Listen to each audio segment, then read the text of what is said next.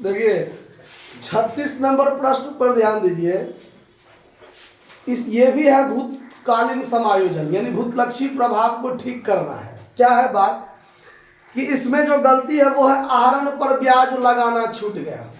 आहरण पर ब्याज लगाना छूट गया, यानी बीते हुए समय में साझेदारों ने जो आहरण किया था उस आहरण पर ब्याज हमने नहीं लगाया। तो ब्याज नहीं लगाया तो उसके कारण क्या गलती हुआ उसको देखिए, बता रहे हैं। देखिए ए बी और सी दू एक अनुपात में लाभ का विभाजन करते हैं। क्या करते हैं? अंतिम खाता बनाने के पश्चात ज्ञात हुआ कि आहरण पर ब्याज लगाना भूल गया, आहरण पर ब्याज नहीं लगाया। साझेदारों का जो आहरण पर ब्याज था वो था 250, ए के लिए, बी के लिए 180 और सी के लिए 100। ठीक है, आवश्यक समायोजन प्रविष्टि कीजिए। अब देखिए बीता हुआ समय रिटर्न तो नहीं आएगा। इस सवाल को एडजस्टमेंट टेबल पर बाद में बताएंगे, ठीक है। पहले इसको ये क्यों ऐसा होता है, क्यों जोड़ता घटता है, वो चीज देखिए। अगर हम पीएल अप्रोप्रिएशन अकाउंट बनाए होते, पीएल अप्रोप्रिएशन बनाए होते तो आहरण पर ब्याज इधर लगता ना, बाय इंटरेस्ट ऑन ड्रॉइंग्स इधर लगता ना। तो ए के लिए 250, बी के लिए 180 और सी के लिए कितना है? 100 है। तो 100 2 2 4 1 5 630 रुपया, इतना रुपया तो आमदनी होता कि नहीं होता? बाकी कोई काम नहीं है। इस 630 रुपया को साझेदार आपस में बांटता ना कि नहीं बांटता? अगर बांटता तो कितना होता? देखिए, two partners capital account A B और सी इस 630 को बांटता तो लाभ बांटने का अनुपात कितना है? 2:1। तो 2/5 630 गुने 2/5 और 630 गुने 1/5। तो 5 से इसको काटेंगे तो कितना हो जाएगा? 12 5 60 126 होगा ना। इसको हो जाएगा 252, इसको भी 252। अगर हम लाभ बांटते, कब पर ध्यान दीजिए, अभी आंसर पर मत जाइए, अभी हम क्या बताते हैं समझिए।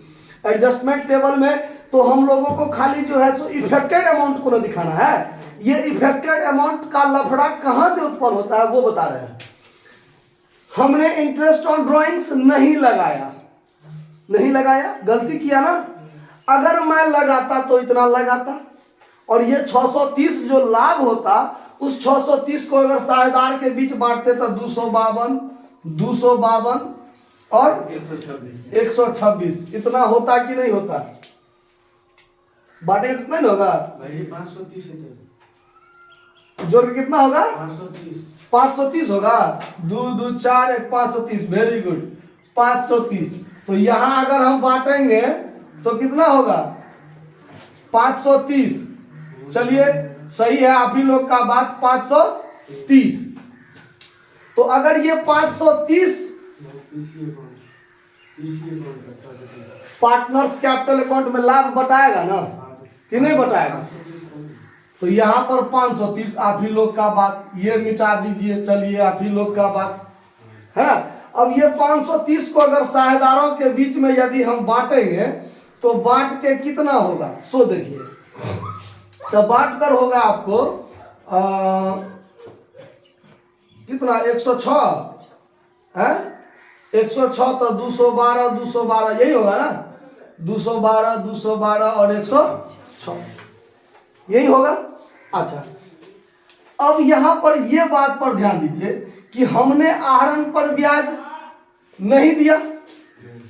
अगर नहीं दिया तो साझेदार को अगर आहरण पर ब्याज नहीं देना पड़ा तो साझेदार को फायदा हुआ ना? फायदा हुआ कि नहीं हुआ?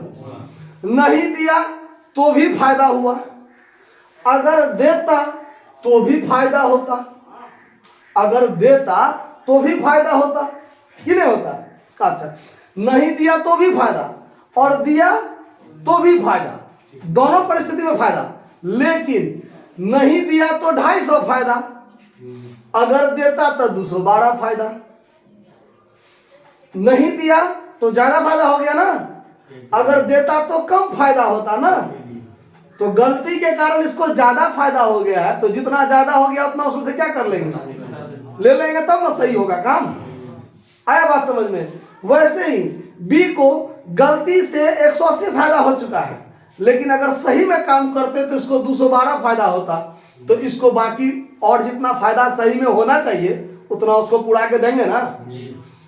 सी को गलती से 2100 फायदा हुआ, चूंकि आरंभ पर ब्याज नहीं देना पड़ा, 100 फायदा हुआ, लेकिन यदि आरंभ पर ब्याज लगाता तो इसको 106 फायदा होता। तो सही में इसको 106 फायदा होना चाहिए, लेकिन गलती से 2100 फायदा हुआ है, तो इसको 6 रुपया और फायदा होना चाहिए ना, इसमें 6 रुपया और बढ़ा कर देंगे ना। तो बस यही काम हम लोग एडजस्टमेंट टेबल पर करते हैं, यही काम एडजस्टमेंट टेबल पर करते हैं। आया बात समझ में। तो देखिए एडजस्टमेंट टेबल में क्या होगा, देखिए एडजस्टमेंट टेबल, चूंकि पीएल अप्रोप्रिएशन अकाउंट तो उसी वर्ष में बनेगा, साल के अंत में, लेकिन वो तो हम लोग गलती कर चुके हैं, आगे निकल चुके हैं, तो फिर ये समय रिटर्न नहीं ना आएगा। तो हम लोग क्या करेंगे, बस ये और ये अमाउंट देखेंगे और इस पर हम लोग एडजस्टमेंट कर लेंगे, बस ये काम करना होता है। ठीक है, भूतकालीन समायोजन में तो बताए थे कि जितना साझेदार है उससे एक कॉलम ज्यादा बनाएंगे, अमाउंट का कॉलम। तो ये पार्टिकुलर हो गया, साझेदार एबीसी है, और ये टोटल का कॉलम। अब देखिए हमने क्या बताया था एडजस्टमेंट टेबल में कि जो गलती हो गया पहले वो कीजिए, पहले गलती जो हो गया वो की सही कीजिए। तो हम लोगों ने इंटरेस्ट ऑन ड्राइंग्स नहीं दिया, अगर देते तो कितना होता, तो चलिए इंटरेस्ट ऑन ड्राइंग्स यदि हम लोग लगा देंगे तो इसको 250, इसको 180 और इसको 100, मतलब तीनों को जोड़ के 530 टोटल अमाउंट बनेगा ना, बनेगा, बना लिए। और यही 530 को अब साझेदारों के बीच में क्या करना है, बांटना है। क्या करना है, बांटना है। तो बांटना है तो यहां बांट दीजिए, प्रॉफिट डिवाइडेड बाय पार्टनर्स, कितना, 2:2 एक अनुपात में। तो अब ये हमने बांटा है 212, 212, 106, 212, 212, 106। तो ये तो लफड़ा खत्म हो गया। अब हम लोग यहाँ पर देखेंगे कि होना क्या चाहिए और हो क्या गया। गलती से 250 फायदा हो चुका है, गलती से एक को आरंभ पर ब्याज नहीं लगाया तो एक को कितना फायदा हुआ है, 250 फायदा हुआ है। लेकिन यदि लगाते तो इसको 212 फायदा होता, तो इसको गलती से ज्यादा फायदा हो गया है ना, तो इसको ज्यादा फायदा हो गया तो कितना ज्यादा हो गया है, 38 रुपया ज्यादा हो गया है। तो इसमें से 38 रुपया हम क्या कर लेंगे, घटा लेंगे। बस यही चीज दिमाग लगाना है। ठीक है, गलती से बी को 100 आरंभ पर ब्याज नहीं लगाया तो साझेदार आरंभ पर ब्याज देता तो साझेदार को घाटा होता, खर्चा होता एक तरह से, उसने नहीं लगाया तो फायदा हो गया ना। तो इसको गलती से 180 फायदा हो गया, लेकिन जब आरंभ पर ब्याज देता और वो आरंभ पर ब्याज लाभ के रूप में बटाता तो इसको 212 फायदा होता।